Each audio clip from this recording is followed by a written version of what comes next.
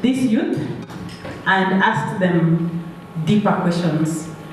And many of them from the informal settlements like Madare, from Dandora, Babandogo, and the other places that we went to said the same things.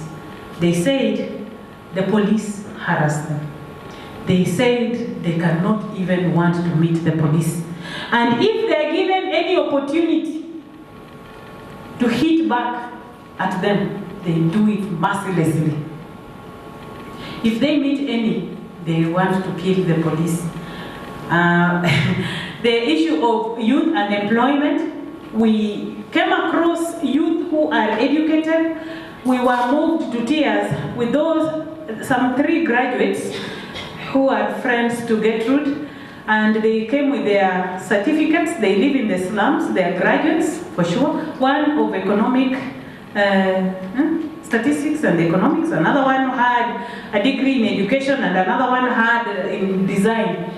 And these youth are now garbage collectors. They are not even garbage collectors. They work in Dandora dump site, and they are graduates. They showed us this, and I've kept them very well in polythene papers, but they come from poor, they are orphans. They come from poor families. They have looked for jobs, they never get, so the only option is to work on the dump site. Then we came across the idea of idleness. Others say some people just want to grow rich very fast. All youth want to grow rich. They don't want to know the path to riches.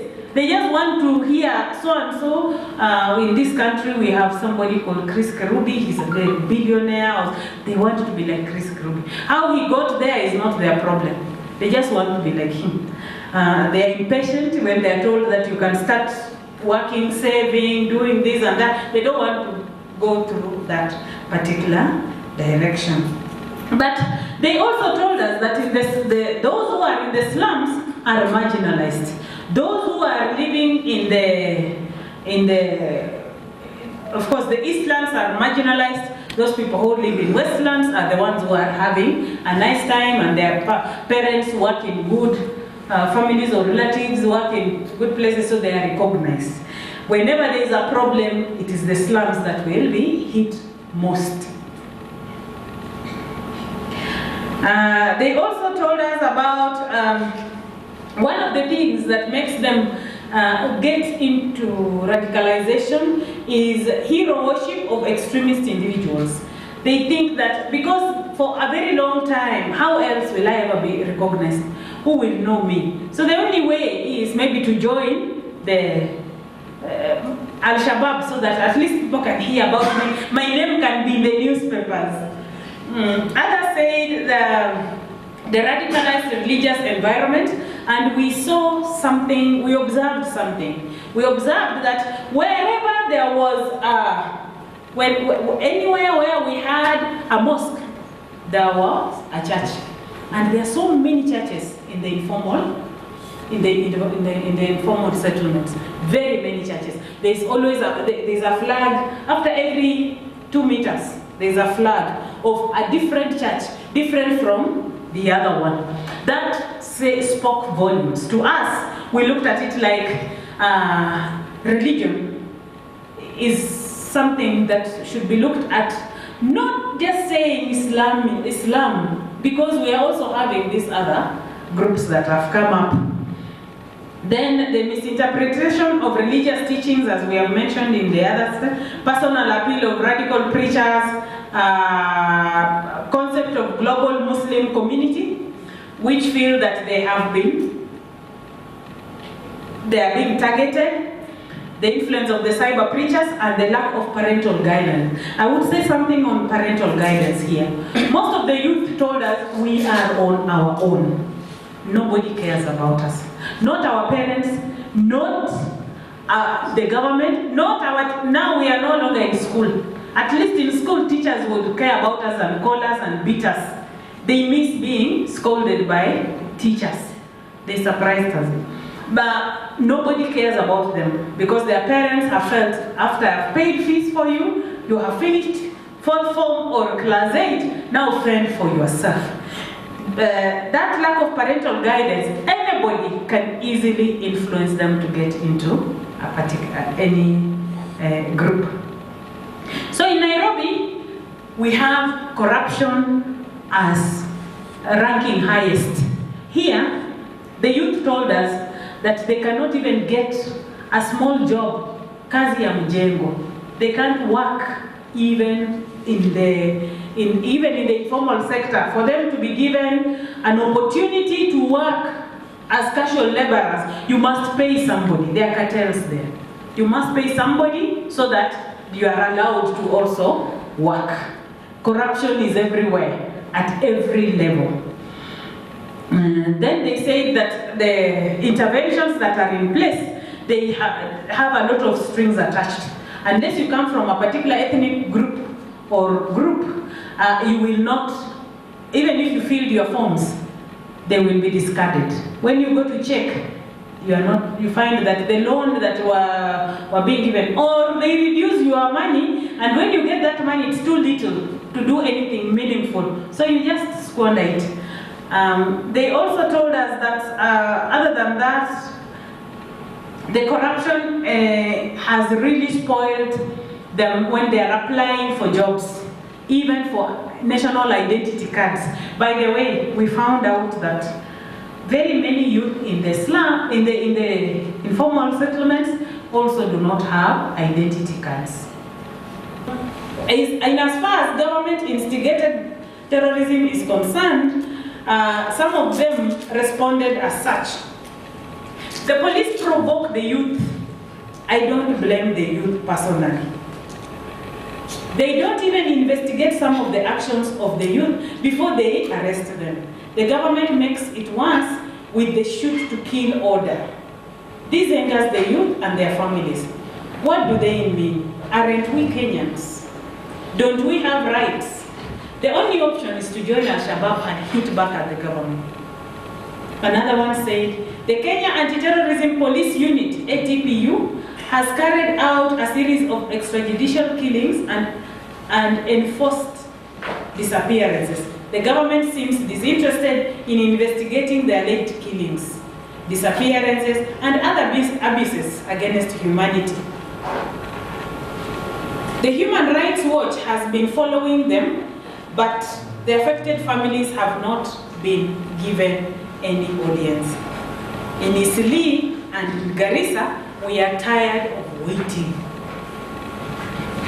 This begs for sympathizers and fans the fire of radicalization and violent extremism. This was a main religious leader. He told us that. Another youth said, our chests are full, we are tired. The police use excessive force on us. Their sight disgusts us. I can do anything to hit back. So when you get into all this, there are so many, I cannot read all of them, but when we get into all this, we see how they feel and what they hear. Now, that is why we say, let us not overgeneralize the drivers of violent extremism or the problems that we are facing. Let us go deeper, analyze them. And we are hoping that our report will be looked at favorably, or it will add some value to the discussions that are ongoing on preventing and countering violent extremism. In as far as ideology is concerned, I've already talked about Islam fundamentalists who feel that the infidels should not be there, like what the ones in Garissa who say, watu wa nywele ngumu. In Coast, they call them in Garissa they call them Mado. Yes.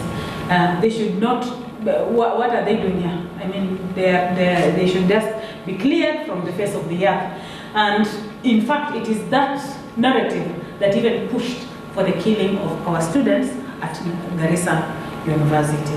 In Mombasa, they are called Kafir, the infidels. And even the children. In Mombasa, we had from the mother saying, some time back, the children of Muslim children could not even share their food. Small children, they can't share their food in nursery school. They can't share their food with the non-Muslims because, according to them, these are infidels. Don't eat with them. They eat pigs. They should go to hell. And so the issue of the ideology is not only on religion. It is also in issues like Pwani si Kenya. It is also in issues like the infidels, and when people believe in something and believe in it so much that they can do anything in their power to ensure that whoever is not in their camp should be wiped out, then that is extremism. If this report will be voluminous, and you will get to see, because drivers alone are a big chunk of it. Then when we go to the interventions that are in place, you will also see what, we will give you verbatim what the youth were telling us. Then we sift what the ideas that we are getting from there, or what they are saying. Now when we look at the policies that have been put in place, Kenya has done an excellent job as far as that is concerned. But please share the CVE strategy. The national youth policy, we see it on the internet. We would also like to contribute to that. I think I would stop there and maybe get some of your feedback. It has been a good day.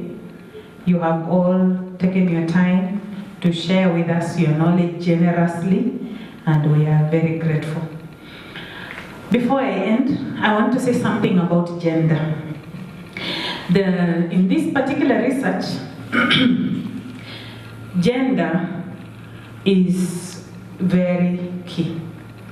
We have mainstreamed it throughout the research, from our objectives, and even in the research team, we made sure that we have balanced gender. When we were going out to the field, we ensured that we are having both male and female. And as I say, please don't ask me about the transgender one. I will not answer. Now, when we did this, it was for the purpose of us collecting data. There are people who were very comfortable telling, some ladies who are very comfortable telling fellow ladies some stories. And there were others who were very comfortable telling male stories. We also came across a group that told us, I cannot answer you, me particularly. They told me, I can't answer you, but if your daughter asks me those questions, I can answer. And for sure, when Molly walked in and she started interrogating them, they responded. Because the youth say they want to speak to a fellow youth who will understand them and will understand even the answers, the way they were responding to them. Now, when we went to the ladies, the Muslim ladies, for example, we would sit with them alone. They would tell me they're not very comfortable with the male. They refuse me. They say they don't want Professor there or Alemu. Me and Jen, we were sitting with them and talking to them, and they were very free to tell us whatever.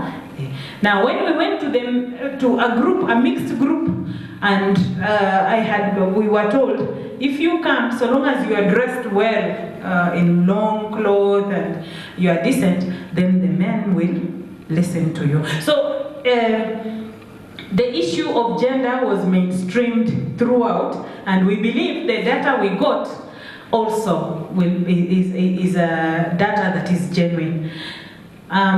One thing that has come out from this research, which we cannot believe, is the women. Talking about the trends, the women are the latest recruits, and the women are the ones who are even masterminding radicalization and the joining into even the attacks.